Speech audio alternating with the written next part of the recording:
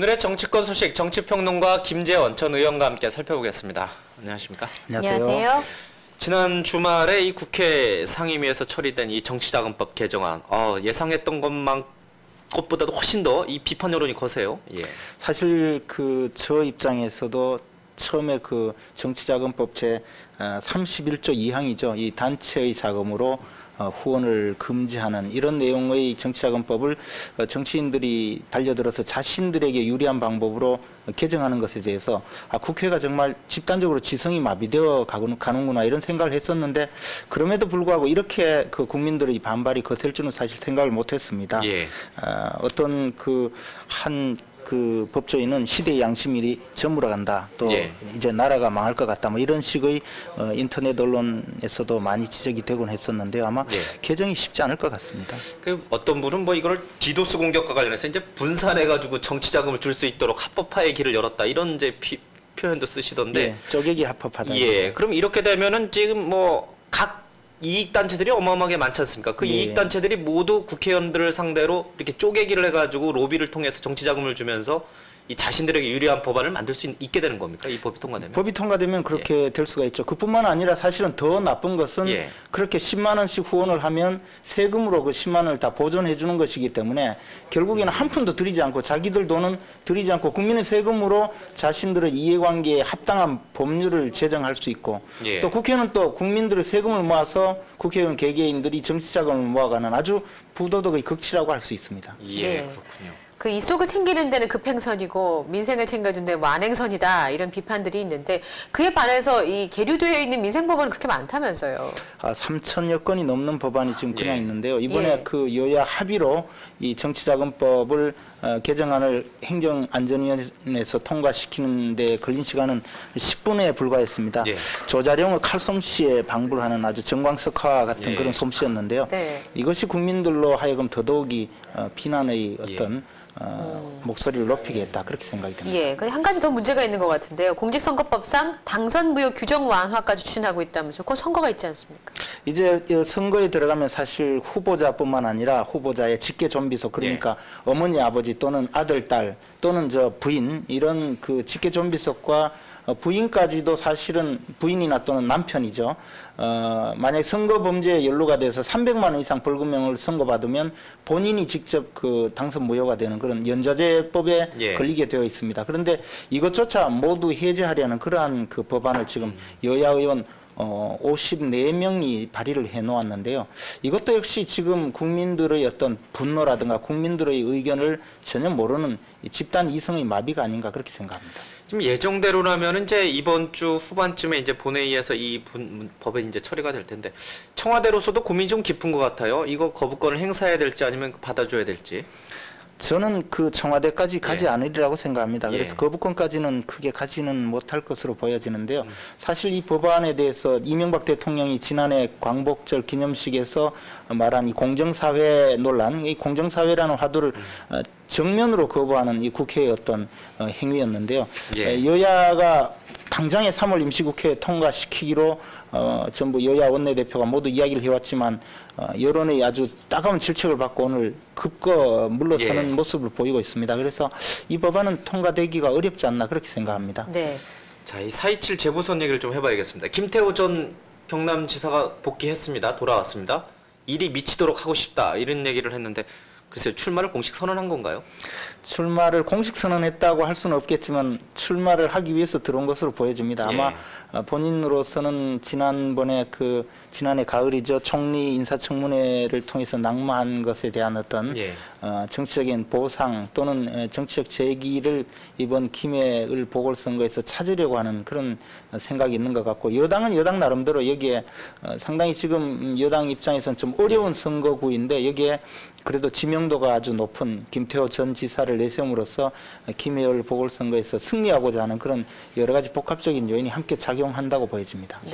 4.27 재보궐선거에 분당을의 경우에는 안 하지 않겠냐라고 점쳐졌던 카드가 오히려 되는 쪽으로 움직이는 것 같습니다. 손학규 대표도 그렇고요. 정운찬 전 총리 얘기가 좀 가능성이 높아진다면서요. 점점 그런 분위기로 가고 있는데요. 예를 들어 손학규 대표의 경우에는 지금 원외에서 차기 차기 대선 주자로서는 민주당으로서는 가장 각광받고 있는 주자이긴 하지만 상당히 그 지지율에서 현격히 미달하는 그런 모습이 보여지고 있고 지지율이 또 답보 상태에 있기 때문에 뭔가 타개책을 마련해야 된다 이런 개인적인 그 필요성도 있고 예.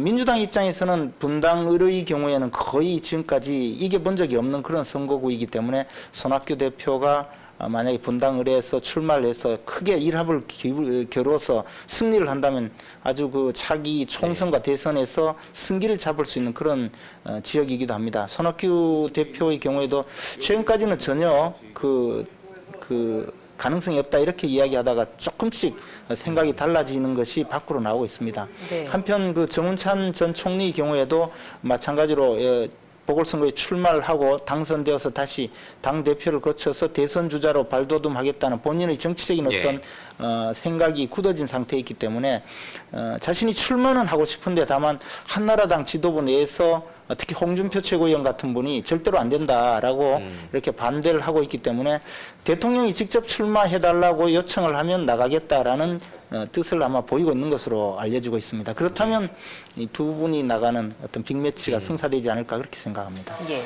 자, 이 강원도지사 출마를 선언한 엄기영 전 MBC 사장, 이 여권 내에서도 역풍이 부는 것 같아요.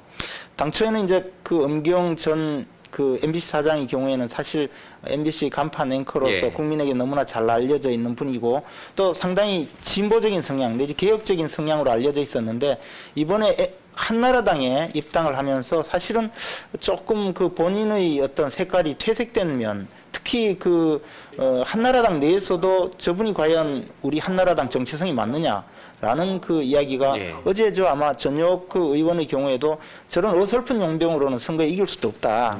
그런 이야기를 하면서 아울러 과연 입당을 하면서 한나라당에 대한 애정을 보이지도 않았고 또 실제로 엄경 전 MBC 사장은 한나라당 입당하면서 오로지 강원도민에게 유리하기 때문에 입당을 했다 이렇게 이야기함으로써 또 그런 논쟁을 촉발시켰는데요.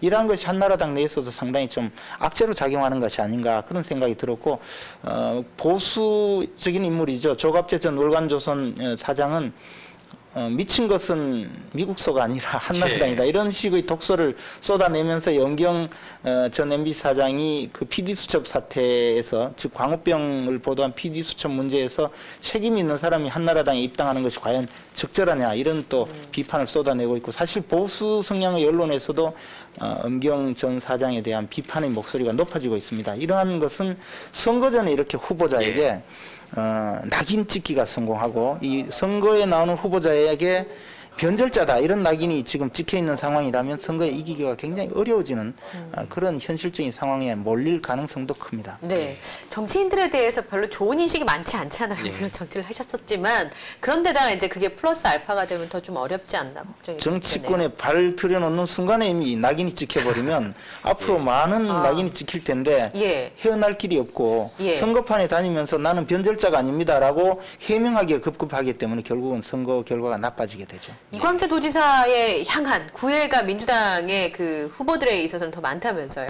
그것도 또 마찬가지로 좀 그 정치의 또 색다른 그 분야인데요. 사실 이광재 전 지사는 불법 정치 자금을 받은 혐의로 지사직에 물러났지만 강원도민의 개선은 강원도민의 입장에서는 뭔가 피해자다, 권력의 그 어떤 탄압을 받은 사람이다 이런 그런 이미지가 또 있는 것이고 한편 우리가 뽑아놓은 지사가 또 그 법에 의해서 쫓겨났다 이런 안타까운 면도 있기 때문에 이광재 지사에게 좀 기대서 또 이익을 얻어보려는 다양한 사람들이 나타나는데요. 최문순 전 MBC 사장의 경우에는 이광재 지사를 만나겠다 이런 입장을 밝히고 있고 조일현 전 의원이죠. 이분은 이제 지난 지방선거 때 이광재 지사 선거 캠프에 선대위원장을 맡았습니다.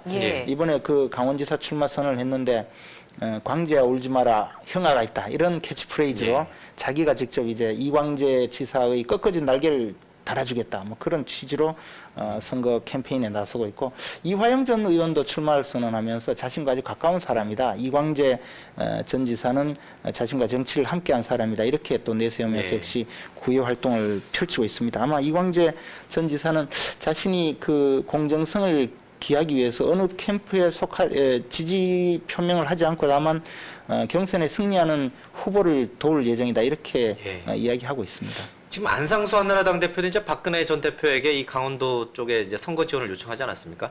만일 이 박근혜 전 대표도 나오고 이광재도 나오면은 글쎄요, 이 본 후보들보다는 이 지원하는 분들의 대결이 더 대리전 관심이에요. 양상? 예. 네. 그래서 이 박근혜 전 대표는 항상 이 선거는 당 지도부 중심으로 치르는 것이다. 만약에 국민에게 좀 인기가 있고 국민의 지지를 많이 받는 대권 주자라고 해서 선거판에 개입하기 시작하면 결국 당 지도부의 역할이 없어진다. 이런 입장에서 당 지도부 위주로 선거를 치르라 이런 입장을 밝히고 있습니다. 예. 네, 이제 선거가 가까울수록 여러 가지 얘기들이 나오고 있네요. 지금까지 김재현 전 의원과 함께 저희가 정치권 소식 전해드렸습니다. 오늘 고맙습니다. 고맙습니다. 고맙습니다.